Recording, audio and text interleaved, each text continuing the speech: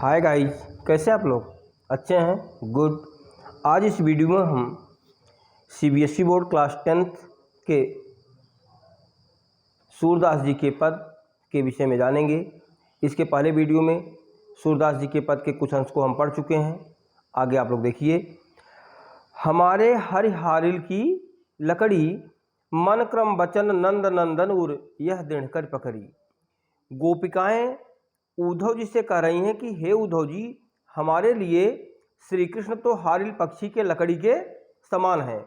अर्थात हारिल पक्षी जिस प्रकार से लकड़ी को अपने से एक क्षण भी अलग नहीं करता, उसी प्रकार से हम लोग भी श्री कृष्ण को एक भी क्षण नहीं भूल पाती हैं। हारिल एक पक्षी है जो लकड़ी से इतना अधिक प्रेम करता है कि वह अपने जीवित रहने का एक सहारा उसे मान लिया है। वह कभी अपने को लकड़ी से अलग नहीं करता, यानी वृक्ष पे बैठता है, जब वहाँ से वह उड़ता है तो अपने पंजों में या अपने चोंच में वो लकड़ी का कुछ अंश लेकर के ही उड़ता है। उसी को ही अपने जीवन का वह आधार मानता है। इसलिए गोपिकाएं भी कहती हैं कि हे उद्धव, श्री कृष्ण तो हमारे लिए हारिल पक्षी के लकड़ी के समान है। अर्थात जिस प्रकार से हारिल पक्षी लकड़ी को अपने से एक क्षण भी अलग नहीं कर पाता, उसी प्रकार से हम लोग भी श्री कृष्ण को एक भी क्षण नहीं भूल पाती हैं। मन क्रम वचन नंद नंदन उर यह दृढ़ कर पकड़ी।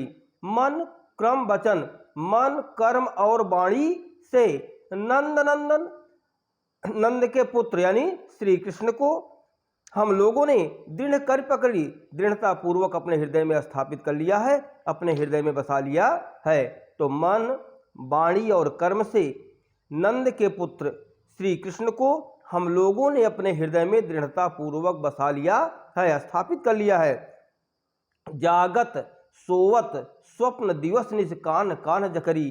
जागत सोवत जागते समय, सोते समय, दिवस निस दिन में, रात्रि में, स्वप्न में हम लोग प्रतिक्षण श्री कृष्ण के नामों को ही रटती रहती हैं, यानी प्रतिक्षण श्री कृष्ण को ही याद करती हैं, यानी एक क्षण भी हम लोग श्री कृष्ण को नहीं भूल पाती हैं। सुनत जोग लागत है ऐसो ज्यों करुई ककरी। हे उद्धव, यह निराकार ब्रह्म रूपी जो रोग हम लोगों के लिए आपने लाया है, इसे न तो हम लोगों ने कभी सुना है, न देखा है, न तो किया है। इसलिए हम लोग कैसे निराकार ब्रह्म की उपासना कर सकती हैं। सूतो व्याधि हमको ले आए, देखी सुनी न करी। और सुनत जोग लागत है ऐसो ज्यों करुई ककरी, यानी आपका यह योग संदेश हम लोगों को उसी प्रकार से अप्रिय लग रहा है ज्यों तीखी ककरी, यानी जो तीखी ककरी होती है वो खाने में क्या होती है? बहुत ही अप्रिय होती है, अच्छी नहीं लगती। तो जिस प्रकार से तीखी ककरी अप्रिय होती है, उसी प्रकार से आपका यह योग का संदेश भी हम लोगों को अप्रिय लग रहा है। और यह तो सूर तिन्हि ले सौपो जिनके मन चकरी। सूरदास जी कह रहे हैं कि गोपिकाएं कहती हैं कि हे उद्धव, जिस योग साधना के द्वारा आप मन को एकाग्र करने की बातें कर रहे हो, जिसके माध्यम से आप कह रहे हो कि योग साधना करो, आपका मन एकाग्र हो जाएगा, आप श्री कृष्ण को भूल जाएंगी और निराकार ब्रह्म की उपासना में आपका मन लग जाएगा। तो जिस योग साधना के द्वारा आप मन को एकाग्र करने के लिए कह रहे हो, इस योग साधना को ले जाकर के श्री कृष्ण को दे दो, जिनके मन चकरी, जिनका मन अति चंचल है। इस योग साधना के द्वारा वही अपने मन को एकाग्र कर लें। हम लोगों को इस योग साधना की आवश्यकता नहीं है। तो एक बार फिर से आप देखिए, गोपिकाएं उद्धव जी से कहती हैं कि हे उद्धव, हमारे लिए तो श्री कृष्ण हारिल पक्षी के लकड़ी के समान हैं। अर्थात जिस प्रकार से हारिल पक्षी लकड़ी को अपने से एक क्षण भी अलग नहीं कर पाता, उसी प्रकार से हम लोग भी श्री कृष्ण को एक भी क्षण नहीं भूल पाती हैं। मन क्रम वचन, मन वाणी और कर्म से हम लोगों ने श्री कृष्ण को दृढ़ता पूर्वक अपने हृदय में स्थापित कर लिया है। जागते समय, सोते समय, स्वप्न में, दिन में, रात में, यानी प्रतिक्षण हम लोगों का रोम रोम श्री कृष्ण के नामों को ही रटता रहता है। यानी हम लोग श्री कृष्ण को ही याद करती रहती हैं। और सुनत जोग लागत हो ऐसो, यानी आपका यह योग संदेश, आप जो निराकार ब्रह्म की उपासना का यह संदेश हम लोगों को दे रहे हो, यह हम लोगों को उसी प्रकार से अप्रिय लग रही है जैसे तीखी ककरी अप्रिय लगती है। और सूत और ब्याज हमको ले आओ, हे उद्धव, इस योग साधना रूपी रोग को जो आपने हम लोगों के लिए लाया है, इसे न तो हम लोगों ने कभी सुना है, न देखा है, न किया है, तो हम लोग इस योग साधना को कैसे कर सकती हैं। और सूरदास जी कह रहे हैं कि गोपिकाएं कहती हैं कि हे उद्धव, जिस योग साधना के द्वारा आप मन को एकाग्र करने की बातें कर रहे हो, इस योग साधना को ले जाकर के श्री कृष्ण को दे दो। इस योग साधना के द्वारा वही अपने मन को एकाग्र कर लें जिनका मन अति चंचल है। स्पष्ट है? ठीक है, तो अगला देखिए आप लोग। हरिहर राजनीति पढ़ियाए। अब गोपिकाएं कहती हैं कि हे उद्धव, आपने जो भी उपदेश हमें दिया है, आपके माध्यम से जो संदेश भेजे हैं, इस संदेश को सुनने के बाद, आपकी बातों को सुनने के बाद हम लोगों को यह लग रहा है कि श्री कृष्ण जो है राजनीति पढ़ लिए हैं। अर्थात राजनीति में जैसे उचित अनुचित को ध्यान में रखते हुए, यानी लाभ हानि को ध्यान में रखते हुए कार्य किया जाता है, उसी प्रकार श्री कृष्ण भी अब वहाँ जाकर के राजकाज में इतना व्यस्त हो गए हैं कि वो हम लोगों को भूल गए हैं। इसलिए तो यह उपदेश भेजे हैं कि आप हम लोग उनको भूल जाएं और निराकार ब्रह्म की उपासना करें। तो गोपिकाएं कहती हैं कि हे उद्धव, आपकी इन बातों को सुनने के बाद जो श्री कृष्ण ने आपके माध्यम से हम लोगों के लिए संदेश भेजा है, अब हम लोग यह जान गई हैं कि श्री कृष्ण अब राजनीति पढ़ लिए हैं। एक अति चतुर होते पहले ही। अब गोपिकाएं उदाहरण दे रहे हैं कि एक तो पहले से ही बहुत चालाक थे, कह रहे हैं कि श्री कृष्ण पहले से ही बहुत चालाक थे और अब गुरु ग्रंथ पढ़ाए। अब तो ऐसा लगता है गुरु के द्वारा वो कई ग्रंथों का अध्ययन भी कर लिए हैं। पहले से बहुत चालाक थे, बहुत चतुर थे, उनके सामने किसी का नहीं चलता था। अब तो गुरु के द्वारा वो राजनीति भी पढ़ लिए हैं, यानी कई ग्रंथों का अध्ययन भी कर लिए हैं। बड़ी बुद्धि जानी मैं उनकी, कह रहे हैं अब हम लोग यह जान गई हैं कि उनकी बुद्धि बढ़ गई है और तभी तो इस योग का संदेश वो लोगों ने वो जो है हम लोगों के लिए भेजे हैं। कह रहे हैं कि बड़ी बुद्धि जानी जो उनकी, योग संदेश पठाए।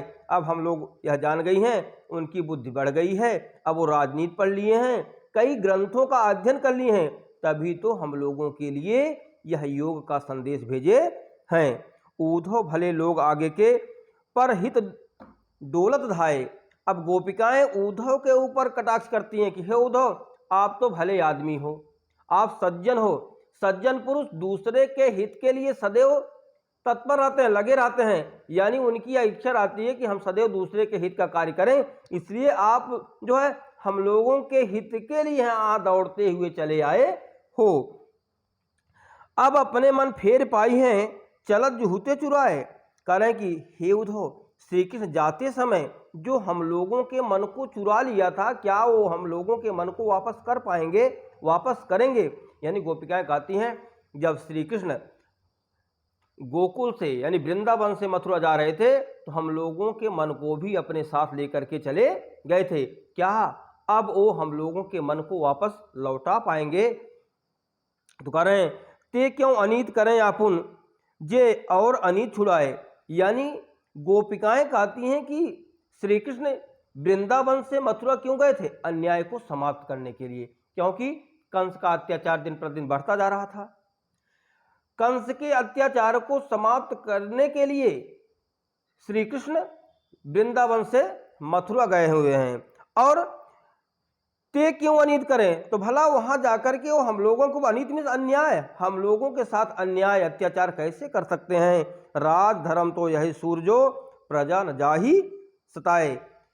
सूरदास जी कह रहे हैं गोपिकाएं उद्धव से कहती हैं कि हे उद्धव, वहां जाकर के वो राजा हो गए हैं और राजा का यह धर्म है कि उनके राज्य में यानी राजा के राज्य में प्रजा सताए न जाए, प्रजा के हित के लिए कार्य किया जाए।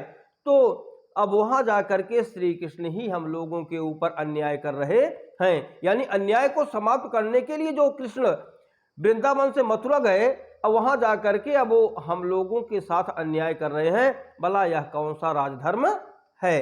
तो गोपिकाएं उद्धव जी से कहती हैं कि हे उद्धव, श्री कृष्ण ने आपके माध्यम से जो हम लोगों के लिए संदेश भेजा है, इसको सुनने के बाद हम लोग यह जान गई हैं अब श्री कृष्ण राजनीति भी पढ़ लिए हैं। एक तो पहले से ही बहुत चालाक थे, अब जो है उन्होंने गुरु के द्वारा कई ग्रंथों का अध्ययन कर लिया है अब उनकी बुद्धि बढ़ गई है, तभी तो वहां जा करके वो हम लोगों के लिए योग का संदेश भेजे हैं।